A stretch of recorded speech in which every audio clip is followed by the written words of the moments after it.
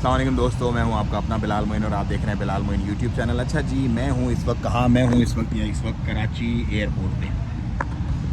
तो कराची एयरपोर्ट पे हूं और कराची से मैं ट्रैवल कर रहा हूं एक इंटरनेशनल फ़्लाइट। किस मुल्क की कर रहा हूं वो आप गैस कर लीजिएगा, या मैं बता दूंगा, आप देख ही लेंगे थोड़े दिनों बाद। लेकिन ये जो वीडियो मैं बना रहा हूँ ये मैं आपको बता रहा हूँ मेरा एक्सपीरियंस कैसा रहा इमिग्रेशन का, क्योंकि बहुत वावेला मचा हुआ था कि इमिग्रेशन में ये मसले आ रहे हैं, ऐसे लोगों को खाम खा ऑफलोड किया जा रहा है, लोगों के साथ ये हो रहा है वो हो रहा है। तो वो मैं एक्सपीरियंस आप लोगों से शेयर करूँगा कि मेरा एक्सपीरियंस कैसा रहा, ताकि आपको भी उससे फ़ायदा और आप इसे आगे ज़्यादा से ज़्यादा शेयर कीजिएगा। देखें, मेरी as best of my knowledge बहुत बेहतरीन, बहुत कोऑपरेटिव स्टाफ था। मैं तकरीबन आप कह रहे हैं कोई 2 घंटे 2.5 घंटे पहले मैं पहुंच गया था एयरपोर्ट पे। तो मैंने जब एंट्री की तो लगेज वगैरह वाला मामला हुआ। अच्छा, जैसे ही मैंने एंट्री की, वो एंट्री गेट पे जो होती है खातून, उन्होंने पासपोर्ट चेक किया, फ़्लाइट देखी, उन्होंने कहा thank you sir, you can go. फिर मैं अंदर आया तो अंदर एक खातून खड़ी हुई थी, मेरा ख्याल है गालबन वो कस्टम्स से होंगी शायद, क्योंकि उन्होंने मुझसे पूछा सर आपके पास फ़ॉरेन करेंसी कितनी है, डॉलर्स पाउंड्स वगैरह कितने हैं आपके पास। तो मैंने उसको बता दिया भाई मेरे पास फ़ॉरेन करेंसी जो थी वो 3 करेंसीज़ थी मेरे पास, 3 मुल्कों की, क्योंकि मेरा 3 मुल्कों का प्लान है ट्रिप करने का। तो वो तीनों मुल्कों की करेंसीज़ मेरे पास थी। मैंने उसको बता दिया भाई इतनी इतनी ये करेंसी मेरे पास है। फिर मैंने उसका भी थोड़ा सा इंटरव्यू ले लिया। आपको पता है ना, हमारा तो काम है, हम ज्ञान लेते हैं फिर ज्ञान देते हैं, नॉलेज लेना और नॉलेज पास आउट करना आप लोगों को। तो मैंने कहा बीबी अलाउ कितना है? उसने कहा सर $5000 वैल्यू आप कैरी कर सकते हैं पर पर्सन। $5000 से ऊपर आप कैरी नहीं कर सकते कैश में। और पाकिस्तानी करेंसी भी जो है वो मेरा ख्याल है 10 से 15 हज़ार रुपये से ज़्यादा आप बाहर नहीं ले जा सकते। लेकिन $5000 ये कन्फर्म है ईच बंदा आपका। अगर आप 280 रुपये का, आप तो खैर डॉलर थोड़ा सा गिर गया है, 274-75 रुपये का, उसको मल्टीप्लाई कर लेना 5000 से, तो ये गालिबन आपके कितने बनेंगे? कोई 13-1 लाख रुपए के करीब बनेंगे। तो 13 लाख रुपए पाकिस्तानी के करीब जो है वो आप कैरी कर सकते हैं। हर पाकिस्तानी जो पाकिस्तान से बाहर जा रहा हो, इससे ज़्यादा करेंसी आप कैरी नहीं कर सकते। और ये तो हो गया पहला काउंटर। फिर वहाँ से मैं लगेज मैंने डाला अपना, और लगेज डाल के वो निकला बाहर। तो लगेज अल्हम्दुलिल्लाह सब ओके, वहाँ से निकला तो फिर एक और भाई आगे खड़े हुए थे। उन्होंने कहा सर जी किधर?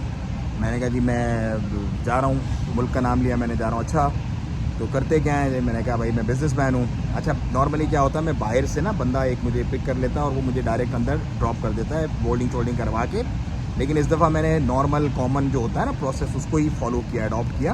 मैंने कहा देखो तो सही आम आदमी की परेशानी है क्या है, आम आदमी वाकई जो है वो परेशान है या नहीं है। तो वहाँ से उन्होंने मुझे पूछा, मैंने उसको बता दिया भाई बिज़नेसमैन हूँ। उसने मेरा पासपोर्ट खोला, देखा, उसमें स्टैम्प हुई थी जगह जगह पे, तो वो समझ गया कि फ्रीक्वेंट ट्रैवलर है, ट्रैवलिंग वगैरह काफ़ी है इसकी। उन्होंने सर थैंक यू सर।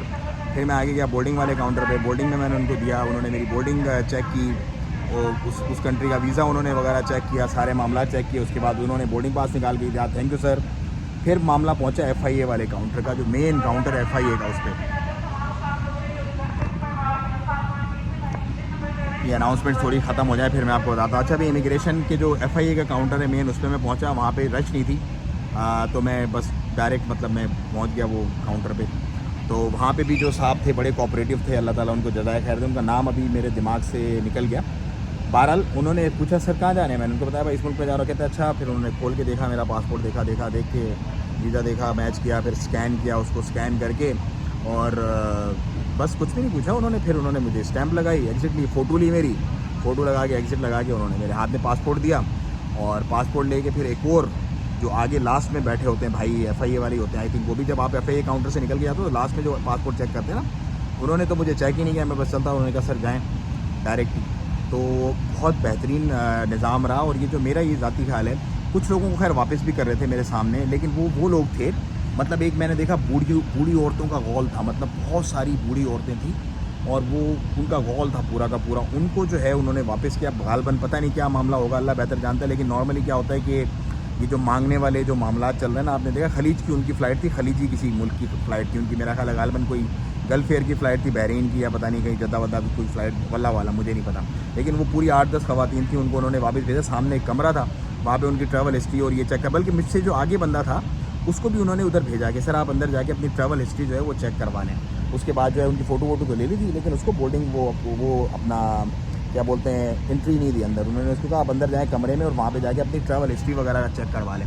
तो वो गालबन बंदा आगे मुझसे जो था वो भी चला गया था उस रूम में। फिर वो जो ख़वातीन थी सारी, उनको भी उन्होंने रीराउट किया। और ये देखो, ये जो करना होता है ना, ये स्क्रूटनी करनी हमारे लिए अच्छी है, क्योंकि इस तरह के लोग जब पूरी दुनिया में जाके भीख मांगते हैं, लोगों को तंग करते हैं, तो हमारी नेशनलिटी, हमारा जो ग्रीन पासपोर्ट है, उसका इज़्ज़त और वक़ार जो है वो मजरूह हो जाता है, और फिर हम लोग परेशान हो जाते हैं। और जो हमारी गवर्नमेंट है जो होम मिनिस्ट्री है, जो भी वहाँ की एम्बेसीज़ वगैरह हैं, उनको फिर कंप्लेन आती है कि यार देखो आपके मुल्क के लोग आके क्या कर रहे हैं यहाँ पे। तो ये जो स्क्रूटनाइज़ कर रहे हैं, जो चीज़ों को सही कर रहे हैं, बिल्कुल होना चाहिए। लेकिन जो अच्छे लोग हैं, जो अपना इज़्ज़त का ट्रैवल करते हैं, जिनके पेपर्स पूरे हैं, जिनकी बुकिंग्स वगैरह पूरी हैं, जिनके सारे मामला पूरे हैं, उनसे कोई फालतू आगे पीछे, मतलब उनको लाजमी जो है ना, वो जैसे लोग बता रहे हैं ना कि हमें ये कर दिया, हमें डिपोर्ट कर दिया, हमें ऑफलोड कर दिया, ऐसा कोई सीन, ऐसा कोई मामला नहीं है।